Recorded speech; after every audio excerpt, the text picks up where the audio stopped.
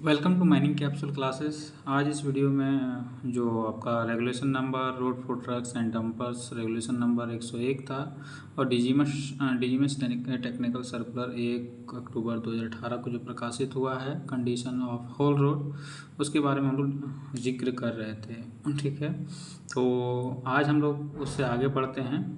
आगे बढ़ने से पहले हम लोग इस डायग्राम को थोड़ा सा और इलोबरेट करते हैं। ठीक है, इसमें जो है हम बताएं कि ये हॉल रोड के आप देख पा रहे होंगे। हॉल रोड जो ये आपको दिख रहा है, इसी को हम लोग हॉल रोड बोलते हैं। ठीक है, आप यहाँ पे देख रहे हैं एक जनरल जो ग्राउंड आपका लेवल है, उस लेवल ग्राउंड से यदि आप ऊपर लेवल में ये रोड है तो इससे क्या होगा, डंपर जो है खाई में उसका गिरने का खतरा होता है। तो डंपर खाई में ना गिरे, इसके लिए हम लोग ये जो रोड है उसके किनारे किनारे में, इसके किनारे में हम लोग क्या करते हैं, एक वाल खड़ा करते हैं। ठीक है, और ये स्ट्रॉन्ग फाउंडेशन होना चाहिए। ठीक है, डंप को या ओबी डंप को हम लोग इसमें डंप नहीं कर देंगे। इस तरह का हम लोग इस हॉल रोड के किनारे एक रोड खड़ा करते हैं, जिसको हम लोग वो बोला जाता है इसको पैरापेट वाल। ठीक है, इसको ध्यान दीजिएगा, इसको हम लोग बोलते हैं पैरापेट वाल।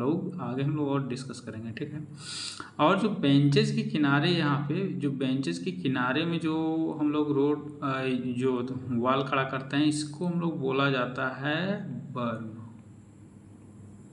ठीक है, और क्या है, आप यहाँ पे देख पा रहे होंगे ये जो आउटसाइड जो डंप है, तो डंप में क्या होता है, बैक जब डंपर डंप यार्ड जाके ओबी को डंप करता है तो डंपर पीछे इस ऊंचाई से गिर ना जाए, इसके लिए हम लोग इसके किनारे में क्या होता है कि किनारे में भी ओबी डंप को ऊंचाई तक खड़ा करके रखते हैं। ठीक है, तो यहाँ पे जो ओबी डंप जो हाइट में हम लोग खड़ा करके रखे हैं, इसको भी हम लोग बोला जाता है बर्म। ठीक है,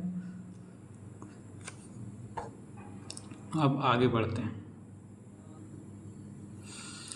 हम लोग में जो आपका होल रोड का है, होल रोड का आपका विड्थ के बारे में हम लोग इसमें डिस्कस किए थे। ठीक है, होल रोड का विड्थ कितना होता है, कितना होना चाहिए।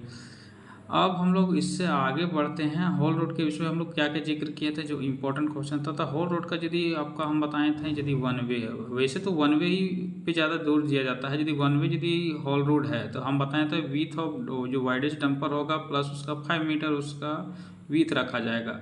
और यदि ये पॉसिबल नहीं है, रखना तो वन वे ही है लेकिन ये पॉसिबल नहीं है, तो विदाउट वन वे की कंडीशन में, विदाउट वन वे, इस कंडीशन में क्या होगा, जो वाइडेस्ट डंपर होगा उसका 3 गुना, वाइडेस्ट डंपर का 3 गुना प्लस 5 मीटर, इतना आपका होल रोड का चौड़ाई रखना है। ठीक है, अब ये चौथा पॉइंट जो है, ये होल रोड का चौड़ाई कहाँ पे बात किया जा रहा है, जहाँ पे बैंड से या तो कॉर्नर से, बैंड या कॉर्नर से हम बताए थे कि जो डंपर, मान लीजिए जो डंपर रन कर रहा है उस बैंड से या कॉर्नर में, ठीक है, तो डंपर जो रहेगा इसका एक क्या होगा, एक ब्रेकिंग डिस्टेंस होगा, यानी कि ब्रेक लगाने के बाद कुछ दूरी में ये रुक जाना चाहिए। ठीक है, तो इसका क्या होगा, ब्रेक लगाने के बाद जिस दूरी तक रुक जाता है, इसको हम लोग बोलते हैं ब्रेकिंग डिस्टेंस। ब्रेकिंग डिस्टेंस ये मैन्युफैक्चरर जो कंपनी रहता है HMM का, वो ये इसको डिसाइड करता है। तो ये क्या होता है, जब जहाँ पे बेंड्स है या तो कॉर्नर्स है, ठीक है, बेंड्स या कॉर्नर वाले रास्ते में जो ऑपरेटर का जो यहाँ पे जो ऑपरेटर है, इसका एक क्लियर व्यू, एक स्पष्ट दिखाई देना चाहिए। तो कितना दिखाई देना चाहिए, तो ये सब रेगुलेशन 4th में बताया गया है, जो इसका ब्रेकिंग डिस्टेंस होगा उसका 3 गुना, ब्रेकिंग डिस्टेंस का 3 गुना स्पष्ट ऑपरेटर को, इसका डंपर ऑपरेटर को जो रहेगा इसको स्पष्ट दिखाई देना चाहिए। ठीक है, इस इमेज के माध्यम से आप समझ सकते हैं कि यहाँ पे देखिए बैंड या तो कॉर्नर यहाँ पे दिखाया गया है। ठीक है, इस जगह पे हम लोग को बैंड या तो कॉर्नर दिखाया गया है। देखिए, तो यहाँ पे क्या होगा, यहाँ पे ऑपरेटर जो रहेगा इसको एक क्लियर व्यू यहाँ पर दिखाई दे रहा होगा। ठीक है, तो इसका जो ब्रेकिंग डिस्टेंस है इसका 3 गुना इसको स्पष्ट दिखाई देना चाहिए। मान लीजिए किसी का 3 मीटर या 6 मीटर यदि ब्रेकिंग डिस्टेंस, तो 6 कितना हो जाएगा, 18 मीटर, 18 मीटर इसको स्पष्ट दिखाई देना चाहिए। ठीक है, आज यदि ऐसा दिखाई नहीं दे रहा, यानी कि 3 गुना यदि ब्रेकिंग डिस्टेंस का 3 गुना यदि रखना पॉसिबल नहीं है, उस केस में आपका क्या किया जाएगा, यहाँ पे जो वन रोड है यहाँ पे इसको सेपरेट वन वे बनाया जाएगा। इसमें क्या किया जाएगा, वन वे, बीच में ये जो है आपका बीच में इसको यहाँ पे डिवाइडर हम लोग खड़ा कर देंगे, ठीक है। डिवाइडर आने की एक रास्ता से इधर से यदि जाएगा तो ये इधर से आएगा, यानी कि वन वे बनाना है, ठीक है। यदि ब्रेकिंग डिस्टेंस इतना रखना पॉसिबल नहीं है तो यहाँ पे यही बोला जा रहा है, where it is not possible to ensure visibility for a distance of mention above, there shall be provided with two separate roads of width not less than 2 times plus 3 meter of the large speaker plying on the road with a strong road divider at center with adequate lighting and reflector। वही जो हम बताएं आपका, हम क्या बताएं कि यहाँ पे यदि ये ब्रेकिंग डिस्टेंस का इतना यदि रखना पॉसिबल नहीं है तो उस कंडीशन में क्या किया जाएगा, इस जगह पे हम लोग एक स्ट्रॉन्ग पैरापेट बोलते हैं, स्ट्रॉन्ग डिवाइडर यहाँ पे हम लोग सेंटर में बनाएंगे। ये जो हम बता रहे हैं ये क्या है, स्ट्रॉन्ग एक डिवाइडर है, बीचों बीच एक स्ट्रॉन्ग डिवाइडर यहाँ पे बनाया जाएगा।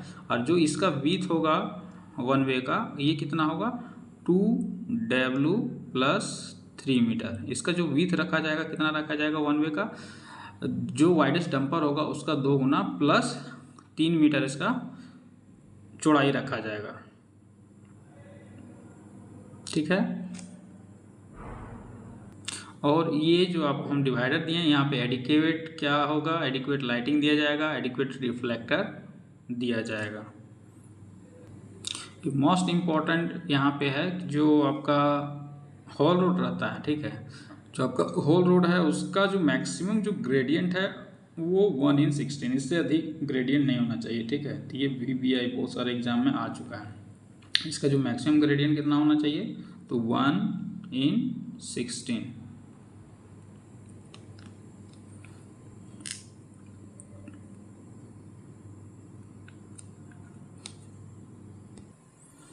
रैम्प मैंने डिफिनेशन में बताया था, तो रैम्प का यहाँ पे जिक्र हुआ है। रैम्प हम बताए थे क्या कि दो जो बेंचेज रहता है उसको कनेक्ट करने के लिए जो रास्ता बनाया जाता है उसको हम लोग रैम्प बोलते हैं।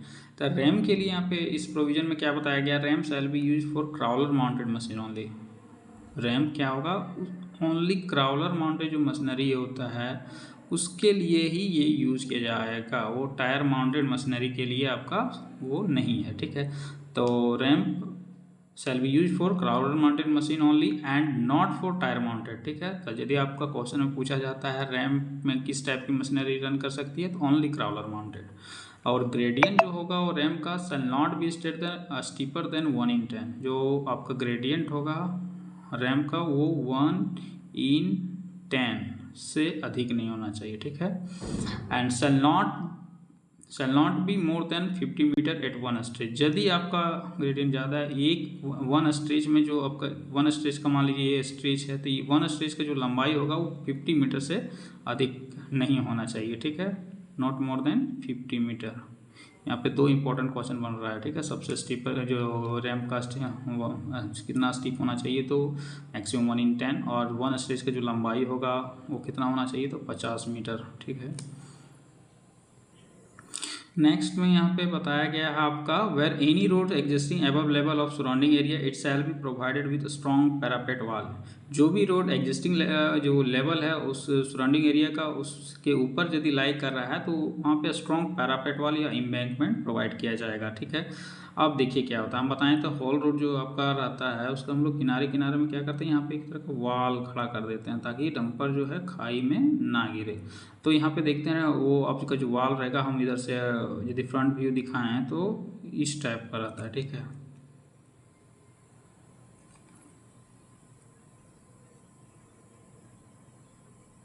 ये आपका क्या हो गया, पैरापेट वाल हो गया। तो इसका यदि हम देखें ऊपर में यदि हम इसका, तो इसमें क्या बताया जाता है, जो विड्थ होगा उसका टॉप, इसका जो टॉप का जो मोटाई या तो विड्थ जो होगा चौड़ाई होगा नॉट लेस देन 1 मीटर।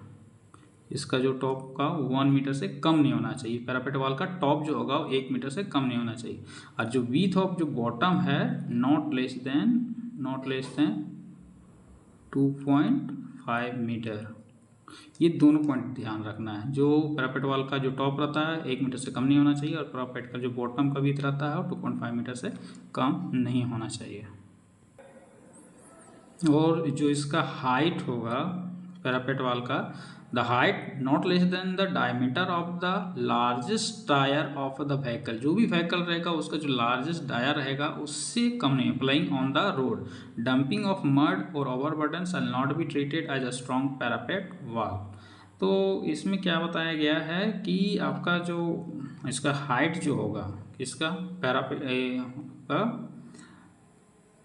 वाल का, तो ये हमको टॉप का विथ हम बता दिए और width of bottom width of top, और लेकिन जो इसका हाइट जो बताया गया है वो जो डंपर वहाँ पे प्ले कर रहा है, जो सबसे लार्जेस्ट जो डाया रहेगा उसका डाया से कम नहीं होना चाहिए था, तो not less than the dia of largest vehicle playing on that road. ठीक है, ये इससे इम्पोर्टेंट क्वेश्चन बनेगा। अब इसमें से उतना इम्पोर्टेंट तो नहीं है, बट मैं इसको एक एक करके मैं रीड कर दे रहा हूँ जो इम्पोर्टेंट होगा। 7 पॉइंट में है आपका separate haul road shall be provided for light vehicles playing on the mine premises where it is not practicable, definite turnouts and crossing point and waiting point shall be designated for use of vehicles, यानी कि separate haul road shall be provided for light vehicles. जितना भी light vehicles जो भी run करता है mines में, तो उसके लिए सेपरेट होल रोड को हम लोग प्रीमाइजेज बनाया जाएगा। पर इट इज़ नॉट प्रैक्टिकल, जहाँ पे प्रैक्टिकेबल नहीं है उसी होल रोड में आना जाना करना है, तो उसके लिए जहाँ पे है डेफिनेट टर्नआउट्स बनाया जाएगा, डेफिनेट क्रॉसिंग पॉइंट बनाया जाएगा और वेटिंग पॉइंट्स बनाया जाएगा। ठीक है, नेक्स्ट में है आपका पेडिस्ट्रियन और two wheelers shall not be allowed to travel on the haul road made for trucks, tippers, dumper और अदर मोबाइल मशीनरी। आपका जो है पैदल वहाँ पे चलने के लिए जो मार्ग बनाया जाता है या तो टू व्हीलर, ठीक है, shall not be allowed on the haul road.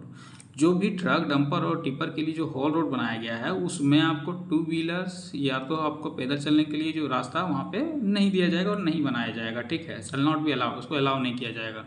ठीक है, फिर 9वां पॉइंट में बताया जा रहा है road sign with fluorescent. Road जो साइन रहेगा हमेशा फ्लोरसेंट पेंट से उसको प्रोवाइड किया जाएगा। ये सब ध्यान रखना है, यहाँ क्वेश्चन जो कहीं से भी बन सकता है। ठीक है, रोड जो साइन है fluorescent paint shall be provided at every turning point and guidance of drivers specially at night times. ठीक है, जो ड्राइवर को क्या करेगा, गाइड करता है। वो रास्ता होता है ना कि आपको मार्ग दिखाने के लिए वो रूट रहता है डायरेक्शन का, तो वो फ्लोरसेंट पेंट से वो प्रोवाइड किया जाएगा।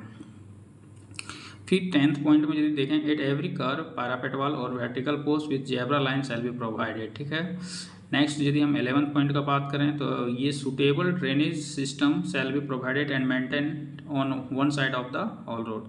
ये एक ड्रेनेज सिस्टम हम लोग प्रोवाइड किया जाएगा ताकि जो वाटर है रेनी सीजन में इजीली क्या हो जाए, ड्रेन आउट हो जाए। ठीक है, वेयर स्पेशल कंडीशन एग्जिस्ट, जहाँ पर स्पेशल कंडीशन एग्जिस्ट होगा वहाँ पे कौन, रीजनल इंस्पेक्टर, ये ध्यान दीजिएगा, रीजनल इंस्पेक्टर में permit the haul road to be maintain in variance of the efforts condition.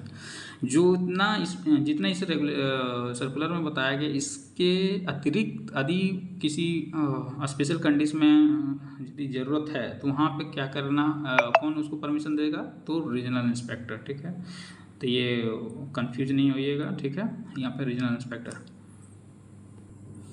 अब आपके लिए आते हैं इम्पोर्टेंट 20 MCQ। आप अच्छे से यदि ये मेरा वीडियो देखे होंगे तो आसानी से ये क्वेश्चन अटेम्प्ट कर सकते हैं। ठीक है, देखिए पहला क्वेश्चन क्या है। पहला क्वेश्चन देखिए, आप यहाँ पे बताया जा रहा है under regulation number 101 who specify the standard air parameter for haul roads. ये शायद NCL का जो माइनिंग सदर का एग्जाम हुआ था या इसमें ये पूछा गया था, who specify the standard parameters of haul road. ये रेगुलेशन साफ साफ लिखा हुआ है, तो कौन स्पेसिफाई करता है तुम्हारे डियर, ये आपका चीफ इंस्पेक्टर करता है। ठीक है, तो इसमें कंफ्यूज नहीं होना है। नेक्स्ट जो क्वेश्चन है, ये होल रोड इज डिफाइंड है। होल रोड क्या होता है, रोड, तो आप देखिएगा इसमें एनी पब्लिक रोड, इतना तो हम डिटेल में रीड नहीं कर सकते हैं, वीडियो लेंदी हो जाएगा। तो होल रोड क्या होता है, road maintain and use in open cast mine for machinery movement. ठीक है, any public road near a mine passage use for pedestrian movement, temporary pathway made for overburden removal. तो इसका राइट आंसर क्या हो जाएगा, ऑप्शन सी। ठीक है, option C हो जाएगा, road maintain and use in open cast mine for machinery movement. आप एक एक करके क्वेश्चन का आंसर लगाइएगा, मैं स्लाइड कर दे रहा हूँ, एक एक करके डिस्कस नहीं कर सकता हूँ क्योंकि वीडियो लेंदी हो जाएगा। तो आप लोग इसका आंसर दीजिएगा, मैं लास्ट में आंसर का भी वीडियो डाल दूँगा।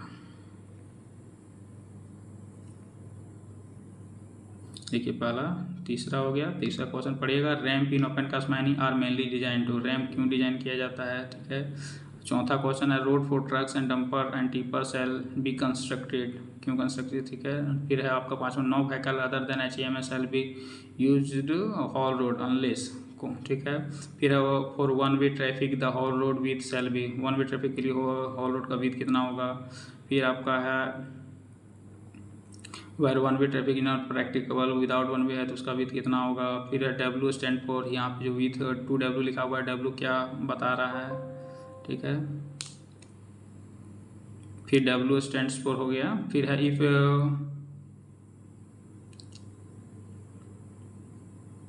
नेक्स्ट W स्टैंड फॉर हो गया, 8 roads bend visibility must be at least, ठीक है।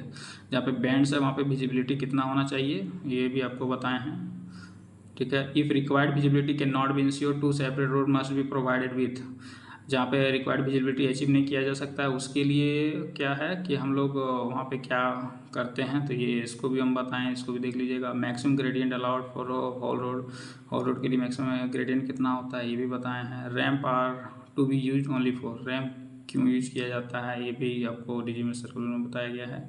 फिर 13 में maximum gradient allowed for ramps, maximum gradient कितना बताया गया है किसके लिए, तो रैम्प के लिए। फिर 14 में आपका maximum length of ramp in one stage, ramp का वन स्टेज की लंबाई मैक्सिमम कितनी होती है। तो फिर पारापेट वाल मिनिमम टॉप विथ, मिनिमम उसका टॉप विथ कितना होता है।